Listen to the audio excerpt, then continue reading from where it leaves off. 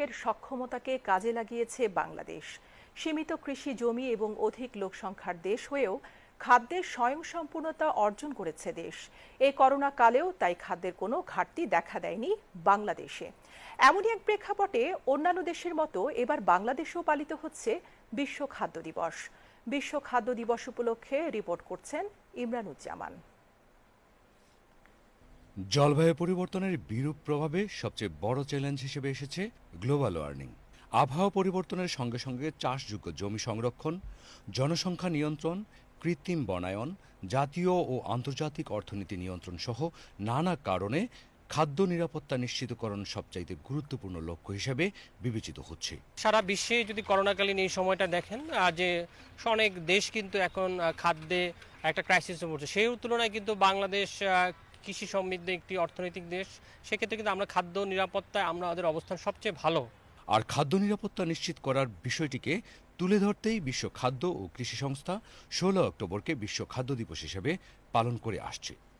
আমরা চেষ্টা করছি কৃষিকে একটি লাভজনক পেশা হিসাবে উন্নত করা এবং এর মাধ্যমে পল্লী এলাকায় যারা থাকে তাদের জীবনযাত্রার মান উন্নয়ন হবে এবং আমাদের যে লক্ষ্য বাংলাদেশকে একটি ক্ষুধামুক্ত, দারিদ্র সমৃদ্ধশালী বাংলাদেশ করা।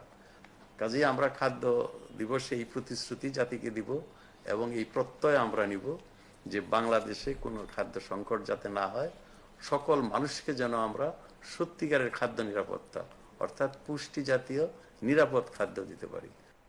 এবার করোনাকালে সারা পৃথিবীর জন্য খাদ্য সরবরাহ ও খাদ্য সংস্থানে বিশেষ ভূমিকা রাখার জন্য বিশ্ব খাদ্য সংস্থা নোবেল পুরস্কারে ভূষিত হয়েছে।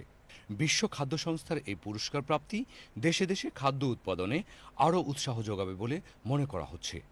আমাদের কৃষকেরা মাঠে হাড় ভাঙা যেমন পরিশ্রম করে, আমাদের গবেষকরা নিত্য নতুন জাত উদ্ভাবন করছে।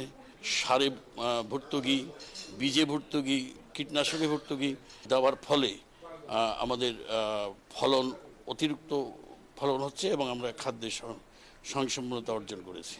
বিশ্বের অন্যান্য দেশের মতো বাংলাদেশেও কৃষি এবং খাদ্য মন্ত্রণালয় ও FAO এর যৌথ উদ্যোগে পালিত হচ্ছে বিশ্ব খাদ্য দিবস। বাংলাদেশের অনেক সাফল্যের অন্যতম হল খাদ্যে স্বয়ংসম্পূর্ণতা।